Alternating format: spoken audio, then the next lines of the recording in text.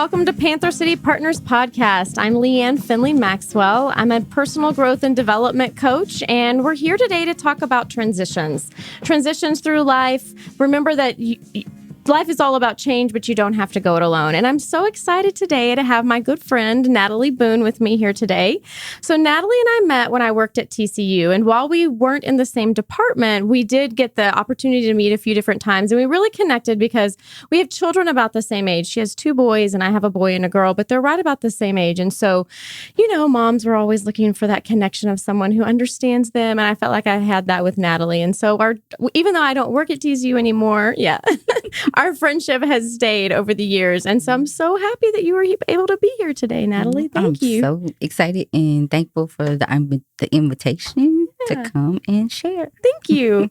So in thinking about our kids, we were just talking about school starts for them very soon. Right. And we're both rather ready for them to go back to school. So maybe talk a little bit about that, about this transition back to school and what that means for your family, but for you specifically as a working mom. Well, that means busy. True. We're doing lots of stuff, but, just getting back into the routine of, bedtime schedule, morning schedule, homework done, sports and activities. And I also do one fun thing for mom during the week. I'm a part of a Bible study fellowship group. And so I'm also one of the group leaders. And so that's kind of exciting for me because that's when I get a chance to share with women and just try to, make a small impact for God on their life. Yeah. And so that's something that I get to do every Monday night and they get to come too. So our nice. Schedule will be very busy, but fun. Yeah. Getting back into that routine can be really difficult because I know, especially at our house, bedtimes have been somewhat non-existent some nights. Yes. And there's been lots more screen time than I would normally like to happen during the school year. So what are some strategies that you use with Mason and Michael to get them to get back into that routine? Well, first of all, we started, even just last night, I've started turning the electronics off when I come home. So you can watch TV, but you can't have your tablet. Yeah, your individual. And so I've been trying to put that up. And then, last night, I made them go to bed early. Yeah. Really early. So, well, not really early, just trying to get back on schedule. Right. So they went to bed at, I believe, 9. Oh, yeah. Yeah. And so they were out. And so we'll do that again. And then on Friday, it'll be back to it's the weekend, okay, have a little bit of time. But I really do believe in children going to bed. So I don't really allow my kids to stay up past midnight. Oh, yeah. So I'm probably kind of a stickler. No, I am too. I totally agree with you on that one. They're just not big enough yet to, to me to handle that. So at least by 12 o'clock. Yeah. Yeah. So. Starting that practice this week is what we've been trying to do too. Practice getting back into that routine. And I think that you bring up a good point. When I say our kids have been staying up late, I mean 10 or 11. Yes. And I mean, one of the things that I've noticed about my kids is that they can't handle it the next day because my kids do not sleep in. No matter what time they go to bed, they're not going to sleep in. So if they don't go to bed till 11, they're still up at 6 or 7. Yes. And then they're a mess the rest of the day.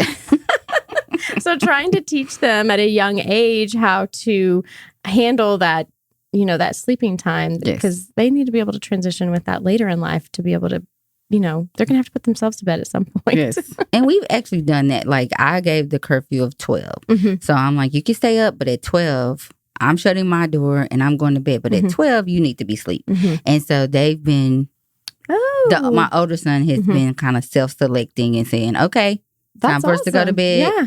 And they turn everything off and I wake up and I'm they did it. Yay! That's so cool that you're starting to give them that responsibility at home. You've still got the reins, but you're loosening them a little bit so that they can start to develop that responsibility and best practices for themselves. Yes, I have a friend who said, you gotta relax a little bit, Mom. So he's been kind of cheering me on in that area. Yeah. So that's a good thing. Well, and it can be especially difficult to relax in some of those parental roles when you're a single parent because you're having to do all of the parental roles and you don't have a partner to bounce all your ideas off of. So true. Do you want to chat about that a little bit? Yeah. So, you bring up great points, because I actually was just talking to another friend of mine about this the other day, of like being a single mom and how much of a roller coaster of emotions you go on sometimes, because you want to be friend mom and hang out and, do all the fun stuff, but then you also have to be disciplined mom, and you have to make sure that, you set the bar very high for academics and for any other thing, and so it is definitely a challenge, because I can go from being really, really happy to really, really sad, to really, really, kind of angry sometimes, with things that how they push your buttons sometimes. And then, the societal pressure of having two African American little boys sometimes is very a challenge for me to deal with, because I worry about the societal pressures of, if we go to the store, are people looking at them in a different way when they're just actually being a kid? And so sometimes I have to reason with some of that in my own mind to kind of relax a little and say, they're okay. So I mean, it's definitely, being a single parent, and not having that other partner is definitely very challenging sometimes. So, but God is good, and I mean, I will say He has given me, crazy strength. I definitely probably have to shout out all my friends who have to listen to all my stories and crazy antics that I come up with, but He's definitely given me strength and courage to parent them in a way where I don't think people realize that they come from a single parent home. Right. So, yeah, because you're able to fill both of those roles, even though you're by yourself most of the time. Yes. You bring up a couple of good points that I want to point out, that you have a strong faith in God, and you really rely on that faith and your relationship with not just God, but also your church members. And so maybe chat about that a little bit, about how you have leaned on that faith and how you've leaned on that support network through these times, because you're a single mom now, but at one point you were going through a divorce or having a rough relationship, and you've probably had to lean on people and your faith a lot during that time. Yes. What does that look like for you? Well, I mean, definitely.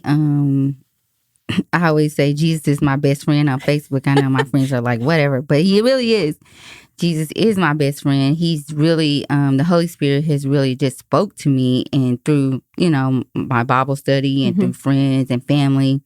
And, I really have had great family members who stepped up and held my hand and took my phone calls. And when I turned, I think it was 38, when I turned 38, I had a birthday party that was with 38 of my friends, and I got a little emotional when I said a little speech to some of them, because it really was during that time where I was relying on my girlfriends a lot, and it was just like that was my my go-to. Right. And my girlfriends include my big sister, my godmother. I have a really good friend who lives in Denton, who she's always doing something for me too as well. So I mean, it just really took all of them holding me up and saying, you're gonna get through this. I mean, and no disrespect to him, the relationship didn't work, right? And I can't say it was one person's or the other. It just didn't work out for us. And so I'm grateful. I always say I'm grateful we both were able to walk away. Yeah. Because it could have ended differently. Yeah. Or not, and been in a much different situation now if you'd stayed in the relationship. Exactly. So, I'm happy that, thankfully, I have, a decent job where I was able to still maintain my life. And, I was able to keep my kids in the same school they were in. That's great. I was able to stay in the same church. So they had some things I felt like that were consistent for them, that I didn't change, that helped them. Still have that foundation. Yeah. Because, we were moving and stuff like that. So I was like, as much as possible, if I can keep those things the same. You bring up a good point there. We talk a lot about transitions and what it feels like to go through them. But as a parent, when you're going through a transition, you have to think about how that has an effect on your children. And the way that you were able to make sure that they maintain some consistency, that really tells me that you were really thinking about like, oh my gosh, this isn't just about me. And as a mom, we never can think this. No, it's never just about me. It's never just about me. Never. But I think that's really awesome that you're teaching them about, you're modeling for them that even though there is upheaval and there's change and there's transition going on, what can maintain consistency, we're going to do that because that does help all of the whole family. That helps the whole family when there is some consistency maintained. Yes, I totally agree. And even though like when I left the house that we were, living in, I moved in with my grandmother for a couple of months. So that was, a house that they were used to. Right. And so that was an environment they were like, okay, this is Granny's. We're just staying with Granny. Yeah. And so then, eventually we did move into an apartment, and then we lived there for like almost 3 years. Yeah. And so I just really moved last year just because, again, I'm really big on consistency. Like that's, I don't know, I think kids do better when they can be, it's flat. Right. It's well, when possible. they have boundaries and norms and they know what those are, they know what to expect. Exactly. And it changes they're less anxious and less worried about things if they know that this is what's going to happen each day. Yeah. But I don't know. Now my older son, I think to a fault, I have created a monster because he is very like meticulous with his time and what are we doing and where are we going, and he kind of needs like a layout. Yeah. And it helps him. Right. And sometimes I'm like, no, just drive, Let's be spontaneous. Right. And he's like, what? So my older son, maybe I've done that too well for him. But my younger son, he's definitely open to whatever. Right. But my older son is definitely more like a rule follower and, what's the law of the land and how are we going to maneuver. Right. He wants to know where all the walls are so that he can get either as close to them as he wants to get to them. Exactly. I'm sure that seeing you deal with some of the transitions you have dealt with will help him like figure out how to navigate that because, I've noticed that with my daughter recently, that she's more like your older son, that she wants to know, what are we doing? When are we doing it? And if I don't tell her, then she gets really upset. Right. And it's causing me to kind of think about how I've been parenting because I used to want to be like a spontaneous, surprising you type of parent. And now I'm trying to figure out how do I still have that feeling of spontaneity, but give her the information to make her feel less anxious. Yes. So that she can start to, as we were talking about earlier, take ownership over her own feelings, but then also her own like responsibility of like, how am I going to show up in this world and where am I going to go and what am I going to do? Yeah. It may seem like you're creating a monster right now, but I bet he will get it figured out. I hope so. We are praying for him. That's a pretty tough skill to learn, especially for boys. Yes. And especially for young boys. So I think you're on the right track. You're good. Thank you. I appreciate that. That's funny. So you've leaned a lot on your church group and your family and your friends. You were able to maintain the same job this whole time. So tell me a little bit about that as far as having that consistency in your life. Was it good? Was it bad? How did you feel about that? Definitely. I mean, again, another one of God's blessings because my first boss, I don't want to say his name, but he, he was just a jewel, and just really trying to help me through the process. And, he really watched me go through the marriage. So I think it was probably good that, I was finally making the jump to go. And so he was very, very supportive through the whole thing. And, honestly, all my family were too. I mean, the beginning of my marriage was probably, I don't know how to put it, kind of rocky because so much of my family weren't really on board with that. And so, I had to overcome their negativity in a way. But then, once I kind of made the step to say, okay, I'm leaving, it probably, everybody was like cheering almost. If there was such a thing for a divorce, I think people were like, yay! But, and like again, no disrespect to him. It's just that I think that for my life, my family envisioned someone different for me. And so,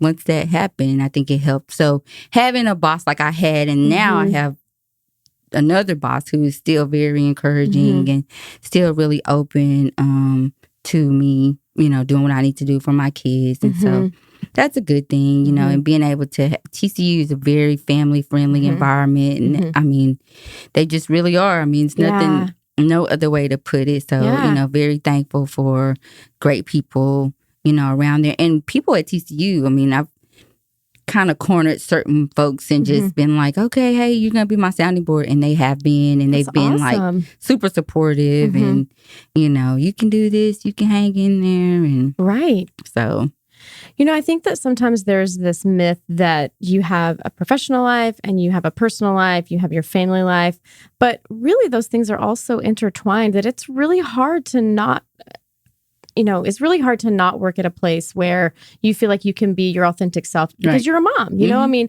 I can't not talk about my kids when I go to work because that's what I do all the time. Very true. Very true. And so it's nice to have that supportive environment professionally because you don't live in a vacuum. You're not just at work and you're not just at home. Something is inevitably going to happen in one of those spaces where you have to tend to the other thing. And so it's nice that you have that support at work so that you can still continue to be a great mom and be a professional. Exactly. And you definitely have to, you know, it's a thin line between, you know, oversharing and not sharing enough.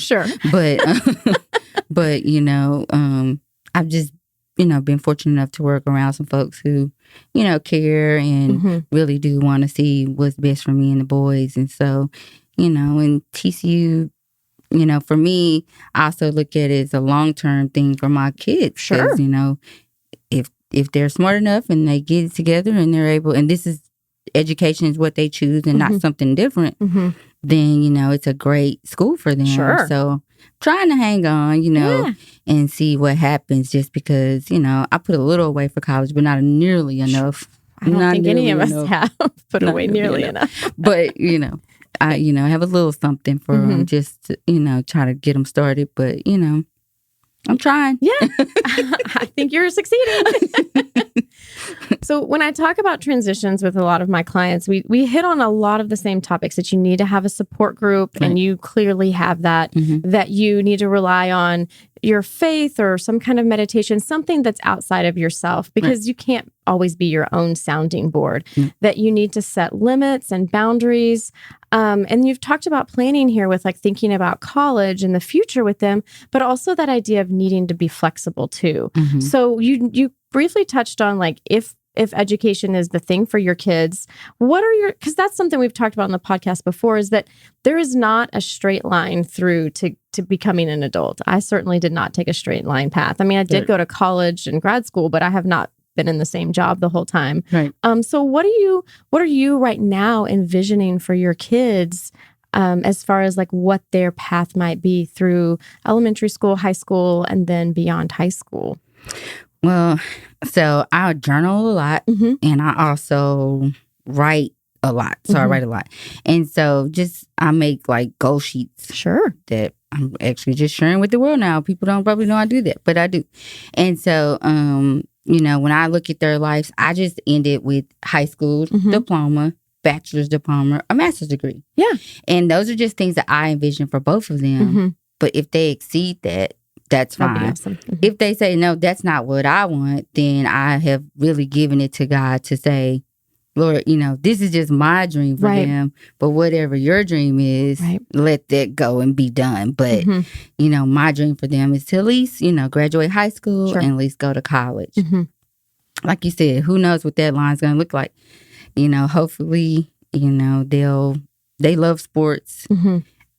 I just recently told my best friend that I realized that I need to start parenting the kids I have, because I have not been doing it. I've heard, you know, you've heard that quote for like ages, and I'm like, oh, I've heard that quote. Parent the kids you have, not the kids you want. So, you know, I've been like pushing, you know, we're going to be science and we're going to be, you know, great education, academic. But I've always said since birth, I will tell you this, even in their baby books, it does say academic all-star athletes. So if that's what they choose, I've always said that. But I, you know, I had to recently accept that sports is their thing.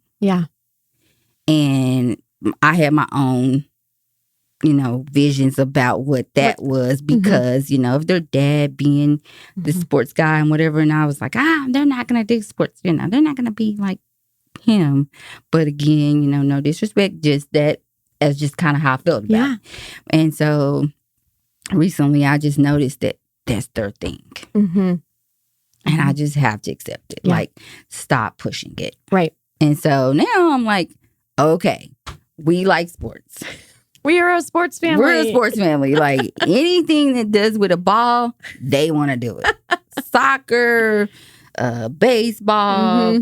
We went to the park the other day. It was a volleyball court. They're like, let's play volleyball. Wow. So they're really well-rounded in the sports they like.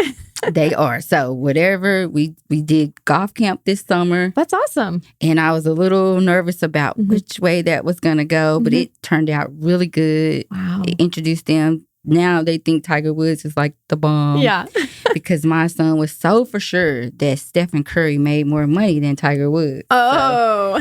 So we had a whole conversation about that. Well, it sounds like you're able to bring in sports and academics, because that's a question about like research and math and those kinds of things. So you can probably, as you've already done, continue to interweave both sports and academics in their interests. Yes. They spent like 3 weeks. They were driving in with me to come to school and to go to golf camp, and then I go to work. But we would take time talking about like who's billionaires, because I have one son who really focuses on, he wants to be rich.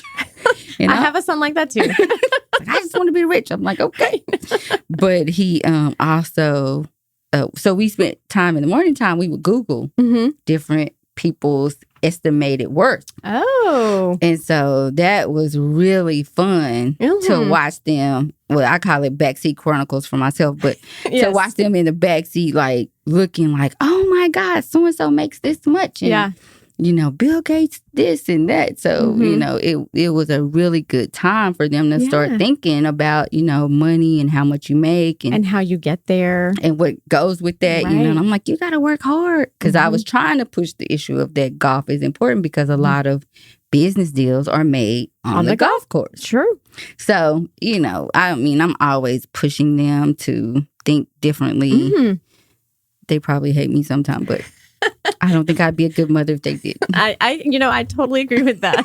I tell my kids sometimes, I'm not here to be your best friend. Nope, I am not. My son Walker will say, we get it, Mom. This is really important. Because when I start to lecture or get on my little soapbox about it is important to work hard. And if you want to do this, you have to have done this in advance.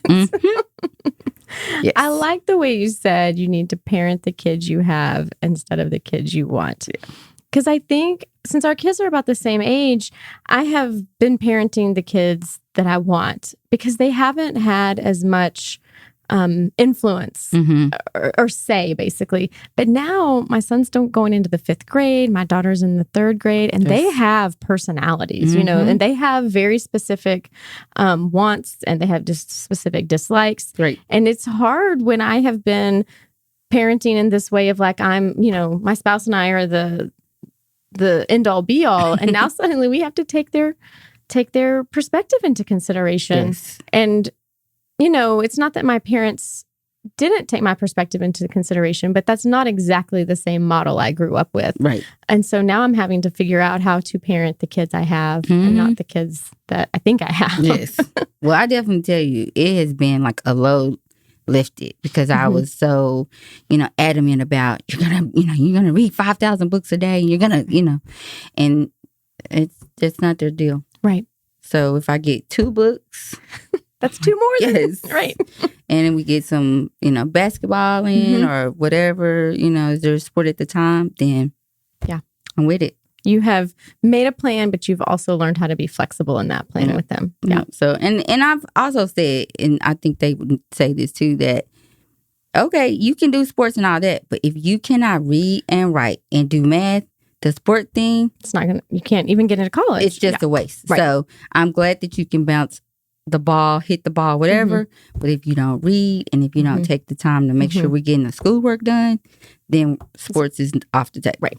So I think they get it. Yeah. I think You've given them such a great foundation. Well, I don't know that they get it. Well, Yeah, I think you have. pray. Well, thank you so much for your time today, Natalie. I feel like we could come back and have a conversation again sometime. We should. So we will definitely look at our calendars and see when I can get you back on here. Yeah, Thank we you. should definitely do it. I would love it. I really have enjoyed this time sharing.